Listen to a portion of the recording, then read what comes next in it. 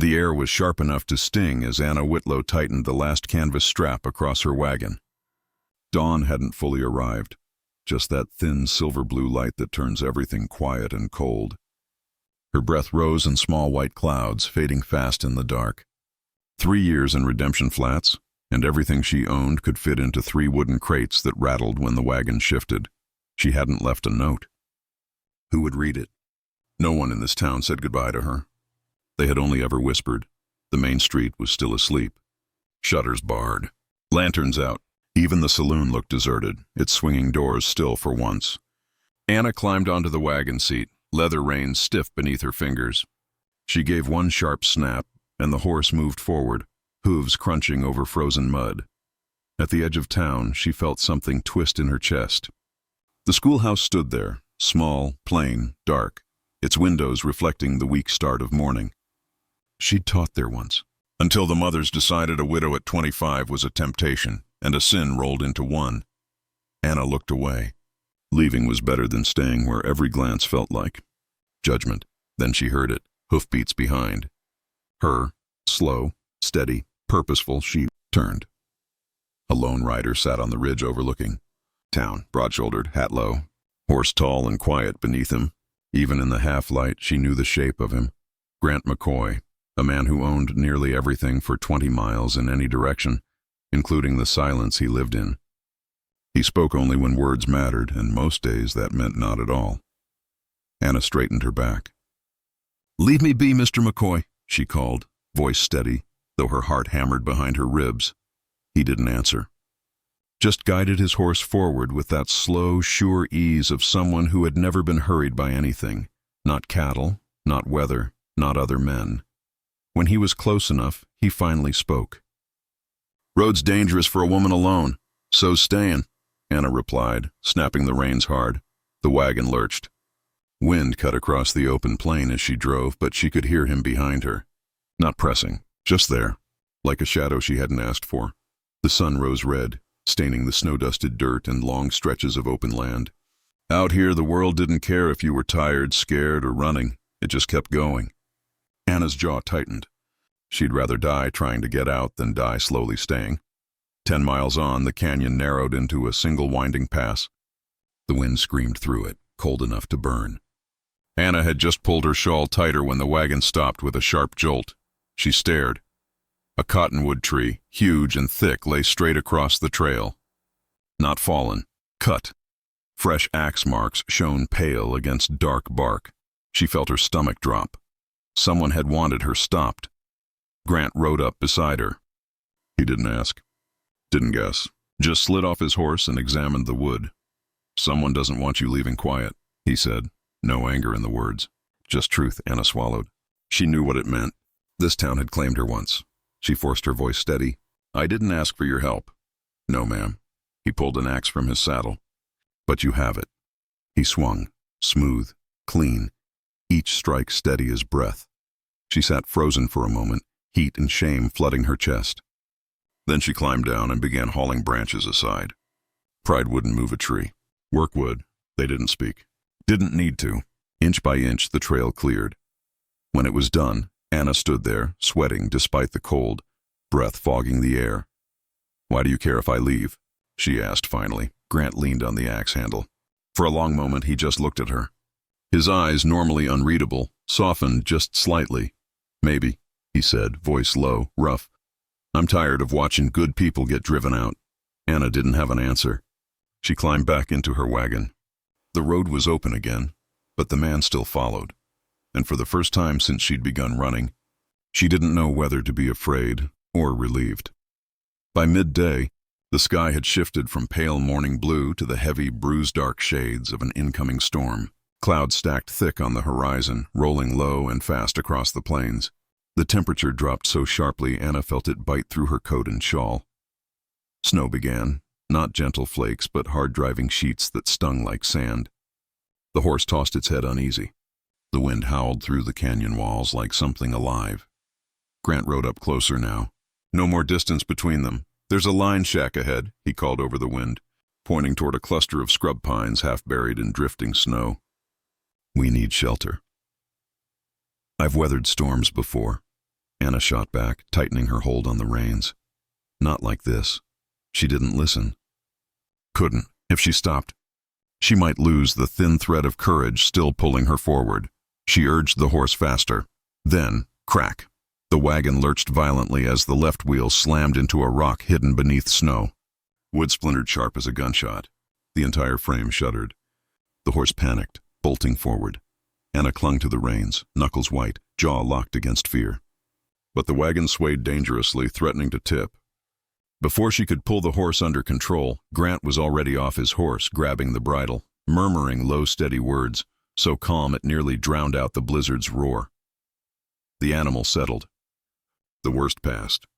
But the wheel, when Grant knelt to examine it, was cracked clean through. He didn't curse. Didn't sigh, just set to work. From his saddlebag came rope, a spare spoke, tools worn from use. His hands moved quick, practiced, sure, not ranch hands, not a drifter's hands. The gloves were fine leather, the stitching neat. But the work, rough, necessary, fit him like truth. Anna watched silently, breath hissing in small clouds. Snow had soaked her shawl. Her fingers were numb. The wind only worsened. When Grant spoke, it was not a suggestion. Inside. Now. Anna's pride had teeth, but even pride could freeze. She followed. The shack was small, one room, dirt floor, stone fireplace, dark and cold. But the walls were solid. The roof held. And when Grant knelt to build the fire, kindling, slow patience, coaxing flame into life, the room began to thaw. Anna stood as far from him as space allowed, arms wrapped tight around herself.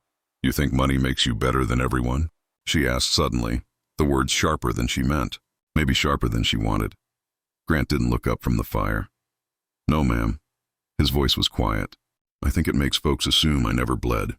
He shrugged out of his heavy coat and draped it over the back of a battered chair, not offering it, not pressing it, just leaving it there. "For when you stop being stubborn," he said. She didn't reply. Hours passed. The fire warmed the shack. The storm raged outside. Wind clawed at the walls but didn't get in. Eventually, the cold crept back toward her bones, and silently, without looking his way, she reached for the coat. It smelled of leather and pine smoke. And something steady. She slept sitting upright back against the wall. Grant didn't sleep. He kept the fire fed, eyes always on the flames, listening to the storm break itself against the cabin. At dawn, the world outside was buried, 3 feet of snow, maybe more. The door was frozen shut. They weren't going anywhere. Anna woke to the smell of coffee. Real coffee, rich and dark. Grant crouched by the fire, tin pot resting in the coals. "Morning," he said softly. She sat up slowly, bones aching. She folded the coat neatly before placing it back on the chair. He poured 2 cups. Their fingers brushed when he handed hers over.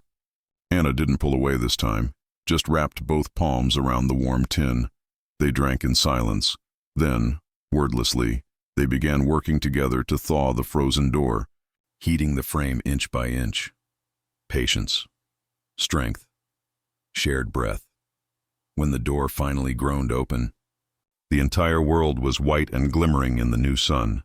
Beautiful, terrible, and her wagon, buried to its axles. "We're stuck," she whispered. "For now," Grant replied. Anna's chest tightened. Running was no longer possible. For the first time since she began packing crates in the dark before dawn, she didn't know what came next. Grant stepped out into the snow to gauge depth and distance, boots sinking nearly to the knee with each stride. Anna watched him move, slow, deliberate, as if measuring more than just the storm's damage. The wind had quieted to a low moan, but the cold had a weight to it, heavy and unrelenting. He circled back to her, breath steaming in the air. "Snow's too deep to travel far," he said. "We wait for it to settle." "Half a day, maybe more." Anna nodded, though there was something restless pushing at her ribs. She'd been so certain of her direction, so sure leaving was the only way she'd ever breathe again. Now she was stuck. Forced stillness felt too much like the life she'd been trying to escape. She stared out across the endless white, and the question she'd tried to swallow broke loose. "Why did you follow me, Grant?" He didn't answer right away. He brushed frost from his gloves, looked at the horizon like the truth lived somewhere out there. Finally he spoke. I had a daughter, Emily. She died 3 winters ago. His voice was rough, like stone worn down by weather. My wife. The town said she didn't pray right. Said she didn't have enough faith. They blamed her instead of the fever. Anna felt her chest tighten, not in shock, but recognition. She knew the shape of being blamed for surviving. Your wife? She asked quietly. He met her eyes. She left, or tried to. I didn't go with her. I didn't speak up, and I ain't seen her since. Everything outside the shack was silent except the wind moving snow across the ground. Regret didn't sit lightly on him. It had carved itself into him. Anna swallowed.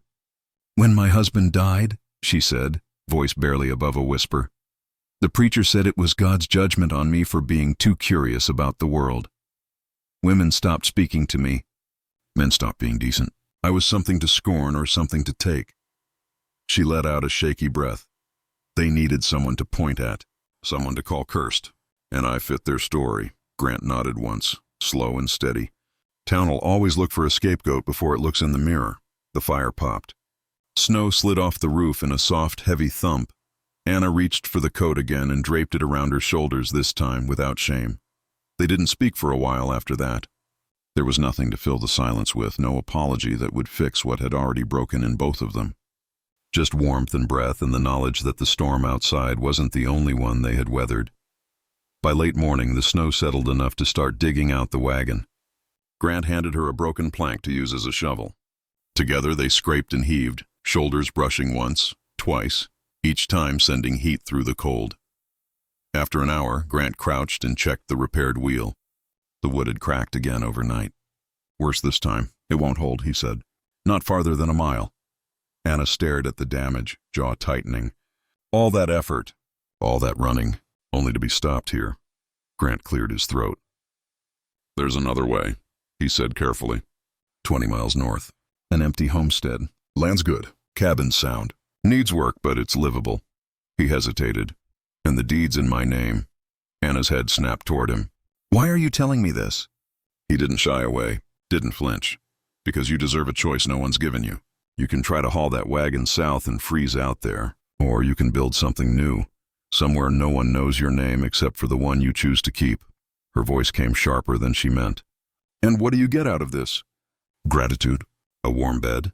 The hurt that passed across his face was quiet, but unmistakable. No, he said. A chance to do one thing right. Before I die an old fool who only ever watched people suffer and never stopped it. Silence stretched, full and heavy. Anna turned away, staring out over the endless snow. A place where no one whispered. No one judged. A place she could start over, but Grant's next words hit deeper. I also learned something else this morning, he said. The bank that foreclosed on your cabin 2 years ago. My bank. Anna went very still. His voice didn't waver. He didn't make excuses. I didn't know. Didn't ask. I let other men run my business while I hid from my grief. I should have known. I should have stopped it. Her chest burned. Anger, hurt, recognition. She walked several paces away because if she didn't, she would break, either from rage or sorrow.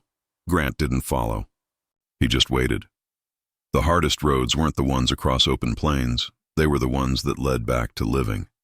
Anna took one breath. Then another. Show me the homestead, she said.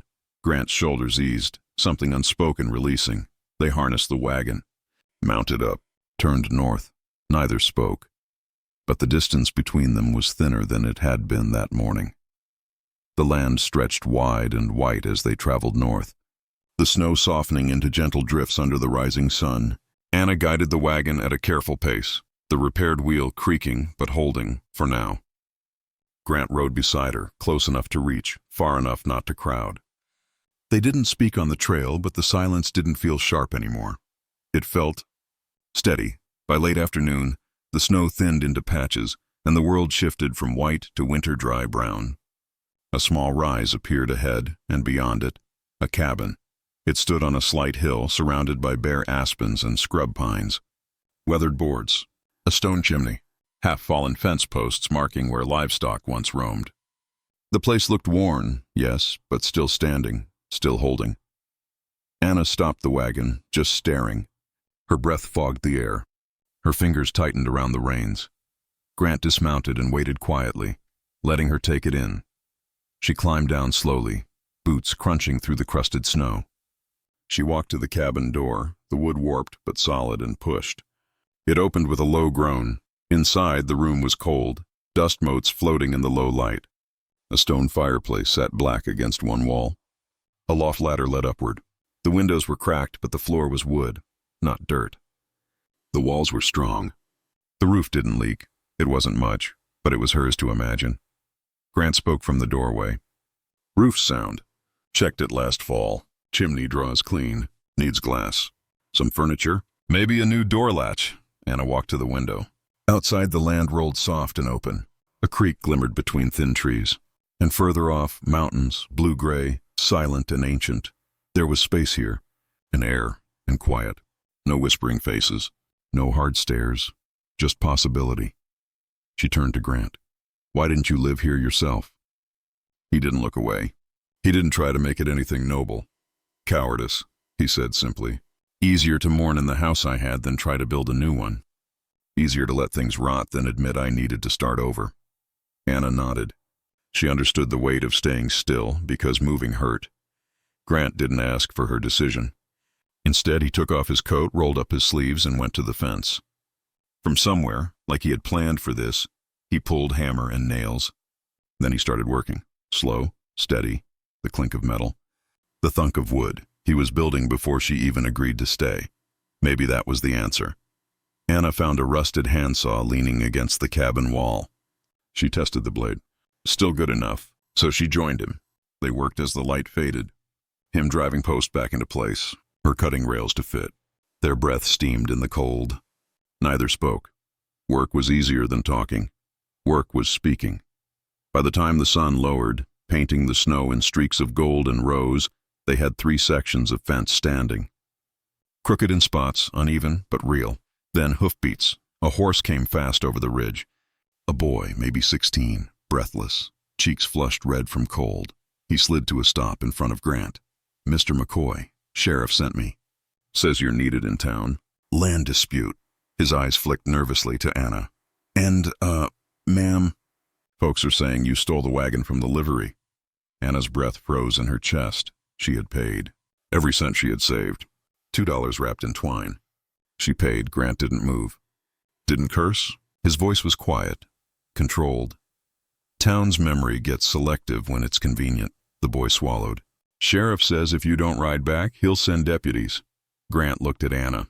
Really looked. We ride back together, he said. Her pulse thudded. To return meant facing every stare, every whisper, every accusation. But to run now, after everything, meant they would always own her story. Anna's jaw set. She nodded. I'm not running anymore. They mounted up. The boy led. The homestead. Their work. Their chance at something new disappeared behind them in the encroaching dusk. But this time, she wasn't riding toward judgment alone. Grant rode beside her, stirrups nearly touching, like a shield, like a promise. They reached Redemption Flats just as the sun dipped behind the hills, turning the sky a bruised purple streaked with fire orange. Lanterns flickered along the street.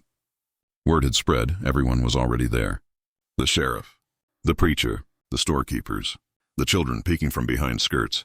A town gathered not to welcome, but to watch judgment fall. Anna kept her spine straight as she rode in, hands steady on the reins. Grant rode so close their stirrups brushed. He didn't touch her, didn't have to. His presence was enough to say she is not alone. Sheriff Drummond stood in the center of the street, boots planted wide, hand resting on his pistol like it was part of him. His voice carried across the quiet. Miss Whitlow, you'll answer for that stolen wagon. Anna opened her mouth, but Grant was already off his horse, boots hitting the ground with solid finality. No need. His voice was calm, but it carried like thunder. Wagon's mine, paid in full, paperwork signed. She owes nothing. The crowd rippled like a disturbed pond. Some looked surprised, others angry. The livery owner's face turned the color of boiled beets. But it was the preacher who stepped forward, his expression righteous and cold.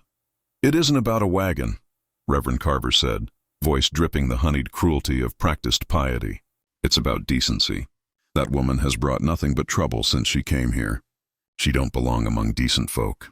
Anna's throat tightened. She'd heard it all before. The words had been whispered behind her for years, but spoken out loud felt like being struck.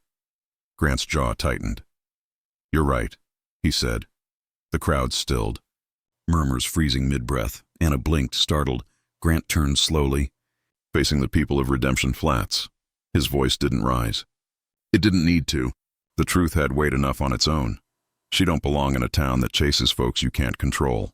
That breaks people who already lost everything. That calls cruelty righteousness because it's easier than compassion. A hush spread. Thick and suffocating, Grant took another step forward, eyes fixed on the preacher now. 3 years ago, when my daughter Emily died, you all needed someone to blame. So you blamed my wife, called her faith weak, called her cursed. His voice cracked, just once, like ice splitting under weight. She left this town with grief splitting her apart. And I let her. I did nothing. Anna saw it then. The guilt that had been living inside him like a second heartbeat. I've spent 3 years being a coward, Grant said softly, but I won't be one today. He turned, looking at Anna, not the crowd. Anna Whitlow has more courage in her little finger than this whole street lined together. She's worked harder, carried more pain, and remained kinder than any of you deserved. Silence hit like snowfall, soft, total. Anna slid down from her horse. Her boots hit the ground lightly, though she felt as though her chest held a storm. She walked to stand beside Grant, shoulder to shoulder. She didn't hide. Didn't tremble. She faced them. "I don't need your approval," she said. Her voice wasn't loud, but it carried. "You took my home. You took my peace. And still I tried to live among you." She reached into her coat and dropped a small leather pouch in front of the sheriff. "Coins spilled across the dirt. Payment for the wagon? With interest. I owe you nothing now." She turned to leave. And that was when a small voice broke the silence. "I'm coming with you." Miss Hadley, the gray-haired schoolteacher, thin and quiet, stepped forward. Her hands shook, but her chin didn't. "I'm done teaching children to read while grown folks forget how to be decent." She walked to Anna's side. Then a young couple, Samuel and Rose, stepped out from the crowd. Then Mr. Calloway, the widower whose grief the town had swallowed whole and forgotten. 4 people now stood beside her. Not many, but more than none. Grant looked at Anna. "Where to?" he asked. She lifted her chin. "North," she said. "To the homestead." The 5 of them mounted their horses. No farewell was spoken. They didn't look back. You didn't honor a town by remembering it, only by leaving it behind. They rode north under a sky sprinkled with stars, the cold air biting but clean, sharp with possibility. The 5 of them moved in silence, not a silence of fear, but of purpose. Snow crunched beneath hooves. The night stretched wide around them, dark and endless. They reached the homestead just after dawn. The cabin stood quiet in the pale morning light, smoke-stained chimney dark against the winter sky. The broken fence, the frost-hardened ground, the creek running slow under a thin sheet of ice, a beginning, not a grand one, but a real one. Miss Hadley stepped down first, wrapping her shawl tighter around her shoulders. "I'll take the little room in the loft," she said simply, as though she had been expected. Samuel and Rose looked around, faces tired but hopeful. Mr. Calloway leaned on the fence post and let out a long breath that sounded like release. No speeches were made. They just started. Grant hauled lumber from the wagon and laid out plans for the barn. Samuel joined him, sleeves rolled up to his elbows. Anna swept out the cabin, stirring dust motes into golden light.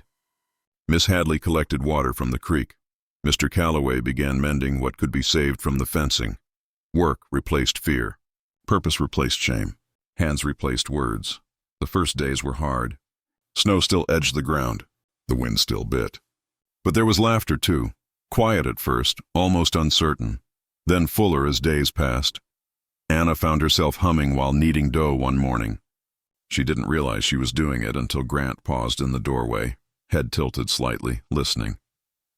She flushed, embarrassed, but he only nodded like it was something good, something earned. By early April, green began to break through. Wildflowers, small and bright, sprang up along the creek. The air smelled of thawing earth, of pine sap, of things waking. Anna stood on the newly built porch, simple, sturdy, large enough for 2 chairs, and watched the morning unfold. Coffee warmed her hands. The world felt new and fragile, like she was holding it gently just by breathing in it. 4 cabins now stood in the clearing. The original and 3 more. Miss Hadley's cabin sat closest, small, tidy, window boxes already ready for planting. Samuel and Rose had built theirs near the water. Laughter floated from their direction more often than not. Mr. Calloway had chosen the Aspens, where branches whispered even in still air, a town, not by inheritance, not by decree, but by choice. Children's voices drifted across the clearing, Miss Hadley teaching reading under a pine tree, slates balanced on knees. The sound made something warm uncurl in Anna's chest. Grant rode in then, wagon stacked with lumber from the railhead 30 miles east. He tipped his hat to Anna the same way he always did, like she was a sunrise. "Morning," he said. "Morning." Samuel came to help unload. Rose brought bread still warm from the hearth. Mr. Calloway followed with coffee. They spoke about nothing and everything: weather, repairs, seeds, fence line. The kind of talk that means living, not surviving. Anna watched them, something soft blooming behind her ribs. Something she hadn't felt in years. Belonging. Grant finished unloading and climbed the porch steps. He wiped his forehead with the back of his wrist, leaving a streak of dust. He didn't look at her right away. He never forced a moment. "You staying then?" he asked quietly. It was the first time he had said the words out loud. Anna smiled, slow, real, steady. "Reckon I am," she said. "Somebody's got to make sure you don't build that barn crooked." The corner of his mouth lifted. Not quite a smile, not yet. But close.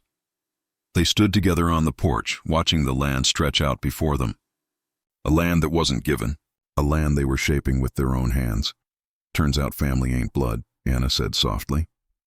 "It's who shows up when the storm hits, and who stays when the weather clears," Grant replied. Anna reached for his hand. He took it without hesitation. The creek sang.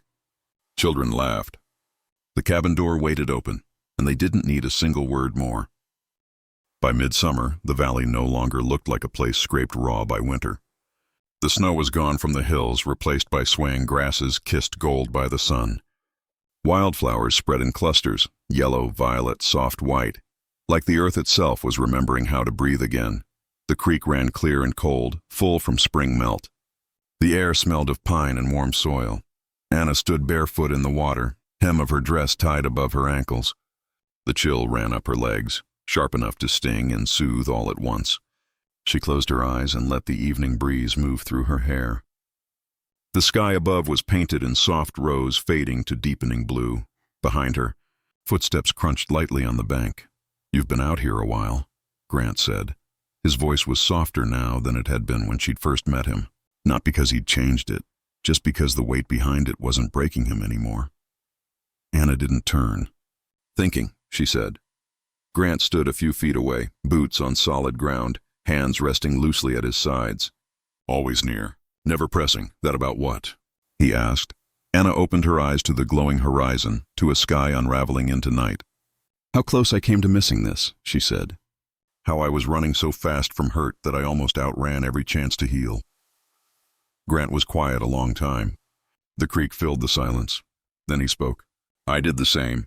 Hid in that house in town like grief was something that could be shut inside walls." He let out a slow breath. "Forgot how to live. Forgot how to try." Anna turned to look at him. The fading light caught him in profile, silver threading his dark hair, lines etched by wind and sorrow. He looked older than when she first saw him in the dawn haze on the ridge, but he also looked lighter, less haunted. "You taught me something," Anna said. Grant's eyes shifted to hers. "What's that?" "That staying takes more courage than leaving. That building something new takes more strength than abandoning everything." A slow breath moved through him. "You taught me something too," he said. Anna lifted a brow. "Oh, and what's that?" "That it ain't too late," he answered. "Not to do right. Not to try again, even if you failed before. Even if you were a coward once. You can still show up." She felt her throat tighten. Not from sadness, but from recognition. Anna stepped out of the creek, water trailing from her ankles. She walked up the bank to him, closer now. Close enough to see the softness in his gaze, the uncertain courage, the unspoken hope. She reached for his hand. He took it immediately. No hesitation. No fear of what it meant. "I'm glad you followed me," Anna said quietly. Grant's hand tightened around hers. "I'm glad you let me," he replied. They walked back toward the cabins, hand in hand. The land around them glowed with lantern light and rising hearth smoke. The valley was alive with evening, the kind of life woven from people choosing each other instead of surviving beside each other. Miss Hadley sat on her porch reading aloud to the children, their laughter peppering the air between sentences. Samuel and Rose were dancing in their yard, no music but the wind and their own joy. Mr. Calloway sat whittling by the aspens, pipe smoke curling like lazy ghost trails into the warm dusk. A family, not born through blood or bound by expectation, but chosen, built, earned. Anna leaned her head against Grant's shoulder. He wrapped an arm around her easily, instinctively, like it had always belonged there. "Thank you," she whispered. Grant kissed the top of her head.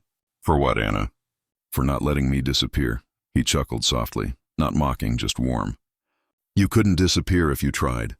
"You're too stubborn," she laughed, really laughed, and the sound surprised her. It felt free, light, true. They reached the cabin, firelight spilling from the open doorway, flickering like welcome. Anna paused, looking at the home they'd built from brokenness, plank by plank, breath by breath, choice by choice. She didn't run here. She stayed, and staying had changed everything. She stepped inside the warm glow. Grant followed. The door closed behind them, not to shut the world out, but to hold something good in. Summer settled, deep into the valley, warm and generous. Days stretched long, full of work that left hands calloused and hearts steady. Evenings were slow and sweet, lanterns glowing, laughter drifting from porches, the creek singing its quiet song. Anna's garden grew wild with green, tomatoes heavy on the vine, beans curling up the trellis Grant had built, squash blooming bright beneath broad leaves. The barn stood fully finished now, wood cured golden by the sun. And where there had once been only one cabin, now there were 8, each with its own smoke curling into the sky at dawn. A settlement, a community, a home. One evening, Anna stood by the creek, feet in the cool water, watching the sky melt into shades of gold and rose. The air smelled like warm grass and pine sap. Fireflies flickered along the meadow's edge. Behind her, she heard footsteps, not rushed, not hesitant. Just familiar. Grant stopped beside her. "Always close, never crowding. You thinking again?" he asked. His voice held something soft these days, something that hadn't been there when she'd first met him. Something unburdened. Anna smiled without turning. "Seems I do that a lot here. That bad?" He teased lightly. She shook her head. "No, just different. Before thinking meant remembering what I'd lost. Now it's about noticing what I almost missed." Grant's expression softened. He watched her, the way one watches something precious without needing to hold it tight. "I was running so hard," she continued, voice low, trying to escape everything that hurt. "I didn't realize running meant I wasn't letting anything grow." Grant nodded once, slow. "Storms don't just take," he said. "Sometimes they clear the ground." Anna turned then, really looking at him. The setting sun caught the silver in his hair, the lines around his eyes from too many hard winters. He wasn't a perfect man. He was a man who had broken and chosen to rebuild, and he had let her rebuild alongside him. "You taught me something," she said. Grant huffed a small breath, half smile already forming. "You said that before. You teaching me something every day, seems like." "No," Anna said gently, stepping closer. "This one is different." His eyes warmed. He waited. "You showed me that it's not too late to stay, not too late to choose something good, not too late to start again." Grant breathed out, slow. "You showed me the same." She reached for his hand. He took it, not with surprise, with certainty. They stood there as the sun dipped below the horizon, sky fading from gold to lavender to deep violet. Stars blinked awake one by one. Behind them, the valley glowed with evening life. Miss Hadley read stories to the children, her gentle voice rising and falling like a lullaby. Samuel and Rose danced barefoot in the grass, laughing softly. Mr. Calloway whittled on his porch, pipe smoke curling upward like offering. Not a town built by power, A town built by mercy, by choice, by people who refused to disappear. Anna leaned into Grant, and he wrapped his arm around her, steady and warm. "Thank you," she whispered. He kissed the top of her head. "You don't thank me for showing up," he murmured. "You just show up too," she smiled. "Then I'll keep doing that." They walked back to the cabin hand in hand. Firelight spilled through the open doorway, flickering like a heartbeat. Anna paused on the threshold, looking back once at the valley, their valley, once. She had tried to run away from her life. Now she had built one. A life that didn't demand perfection, only presence. A life forged not by blood but by bond. A life held together by those who stayed. They stepped inside. The door closed, not to shut out the world, but to keep the warmth in. Home isn't where you come from. Home is where you choose to stay, and they stayed, and it was enough.